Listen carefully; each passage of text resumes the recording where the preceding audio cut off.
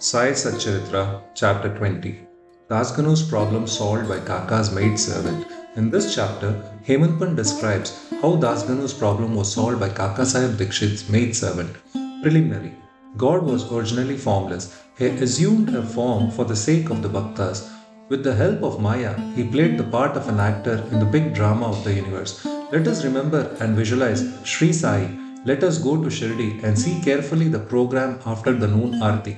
After the Aarti ceremony was over, Sai Baba used to come out of the masjid and standing on its edge, distribute Udi to the devotees with very kind, gracious, and loving looks. The Bhaktas also got up with equal fervor, clasped his feet, and had the bliss of Udi. Baba passed handfuls of Udi into the palms of the devotees and marked their foreheads with Udi with his own hands, and the love he bore for them in his heart was boundless.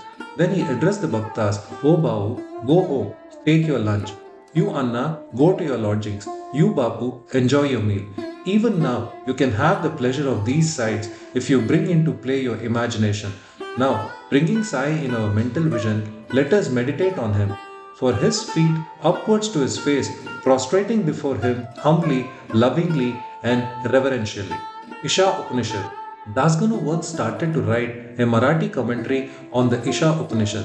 Let us first give a brief idea of this Upanishad before proceeding further.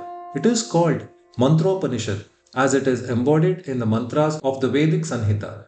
It constitutes the last or the 40th chapter of the Vajasaneyi Sanhita, and it is therefore called Vajasaneyi Sanhitopanishad.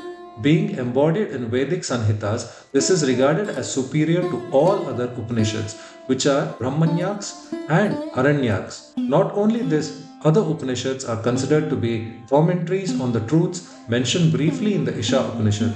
For instance, the biggest of the Upanishads, that is, the Brihadaranyaka Upanishad, is considered by Pandit Satwalekar to be running commentary of the Isha Upanishad. Professor R.D. Ranade says the Ishopanishad is quite a small Upanishad and yet it contains many facts which show an extraordinary piercing insight. Within the short compass of 18 verses, it gives a valuable mystic description of the Atma, a description of the ideal sage who stands unraveled in the midst of temptations and sorrows, and adumperation of the doctrine of Karma Yoga as later formulated. The most valuable idea that lies at the root of the Upanishad is that of a logical synthesis between the two opposites of knowledge and work, which are both required according to Upanishad to be annulled in a higher synthesis. Page 24 of the constructive survey of the Upanishadic philosophy. In another place, he says that poetry of the Ishopanishad is a commixture of moral, mystical, and metaphysical knowledge. From the brief description given above about this Upanishad, one can see how difficult it is to translate this Upanishad in a vernacular language and bring out its exact meaning. Ganu translated it in Marathi, verse by verse, but as he did not comprehend the gist or essence of the Upanishad, he was not satisfied with his performance. On being dissatisfied, he consulted some learned men regarding his doubts and difficulties and discussed it with them at great length. They did not solve them, nor did they give him any rational and satisfactory explanation. So Ganu was little restless over this matter. Sadguru only competent and qualified to explain. As we have seen, this Upanishad is the quintessence of the Vedas. It is the science of self-realization. It is the scythe or weapon which can rend asunder the bondage of life and death and make us free.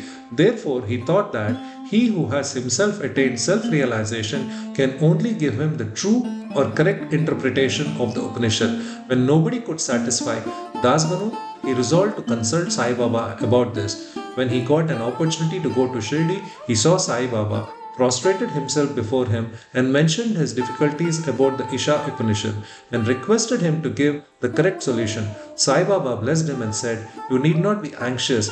There is no difficulty about the matter. The maid-servant of Kaka will solve your doubts at Ville Parle on your way home." The people who were present there and heard this thought that Baba was joking and said, "How could an illiterate maid-servant solve difficulties of this mystic nature?" But Ganu thought otherwise. He was sure that whatever Baba spoke must come true, as Baba's word was decree of Brahma. Kaka's maid-servant, fully believing Baba's words, he left Shirdi and came to Ville Parle and stayed with Kakasaheb Dixit. There, The next day, when Dasganu was enjoying his morning nap, he heard a poor girl singing a beautiful song in clear and melodious tone. The theme of the song was a crimson colored sari. How nice it was, how fine was its embroidery, how beautiful were its borders, etc. He liked the song so much that he came out and saw that it was being sung by a young girl, the sister of Namya, who was a servant of Kakasaheb. The girl was cleaning vessels and had only a torn rag on her person. On seeing her impoverished condition and her happy temperament, Dasganu felt pity on her, and when Rao Bahadur M.V. Pradhan gave him a pair of dhotars the next day, he requested him to give a sari to the poor little girl also. Rao Bahadur bought a good Shirdi and presented to her. Like a starved person getting delicious dishes to eat, her joy knew no bounds. Next day, she wore the new sari and out of great joy and merriment, whirled and danced around and played fugadi with other girls. The following day, she kept the new sari in her box at home and came in the old and the torn rags, but she looked as merry as she was the previous day. On seeing this, Dasganu's pity transformed into admiration.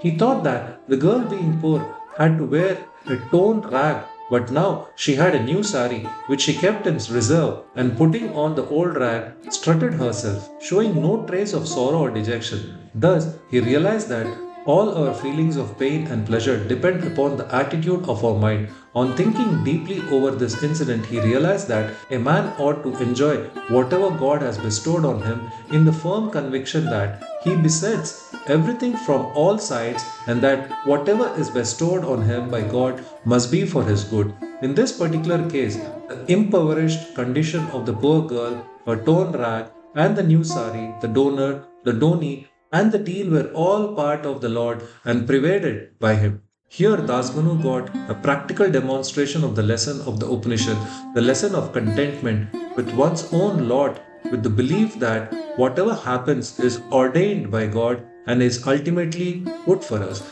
Unique method of teaching.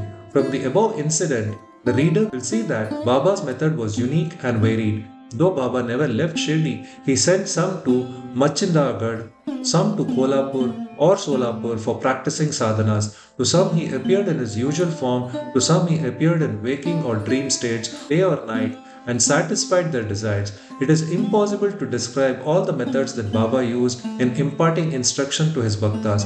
In this particular case, he sent Dasganu to Villeparle, where he got his problem solved through the maid-servant. To those who say that it was not necessary to send away Dasganu and that Baba could have personally taught him, we say that Baba followed the right or the best course, or how else could Dasganu learn a great lesson that the poor maid-servant and her sari were pervaded by the Lord. Now we close this chapter with another beautiful extract about this Upanishad. One of the main features of the Isha Upanishad is the ethical advice it offers, and it is interesting to note that the ethics of the Upanishad are definitely based upon the metaphysical position given in it. The very opening words of the Upanishad tell us that God pervades everything. As a corollary from this metaphysical position, the ethical advice it offers is that a man ought to enjoy whatever God bestows on him in the firm belief that as he pervades everything, whatever is bestowed on him by God must be good. It follows naturally that the Upanishad forbids us from coveting another man's property. In fact, we are fittingly taught here a lesson of contentment with one's own lot in the belief that whatever happens is divinely ordained and hence it is good for us. Another moral advice is that man must spend his lifetime always in doing actions, specifically the karmas enjoined in the Shastras. With resignation to his will, inactivity according to this Upanishad would be the canker of the soul. It is only when a man spends his lifetime in doing actions in this manner that he can hope to attain the ideal of Naishkarmya. Finally, the text goes on to say that a man who sees all beings in the self and sees the self as existing in all beings, in fact, for whom all beings and everything that exists have become the self, how can such a man suffer infatuation? What ground would such a man have for grief? Loathfulness, infatuation and grief verily proceed from our not being able to see the Atma in all beings. But a man who realizes the oneness of all things, for whom everything has become the self, must ipso facto affected by the common foibles of humanity. Bow to Shri Sai, peace be to all. Shri Sachidananda Sadguru Sai Nath Maharaj Ki Jai.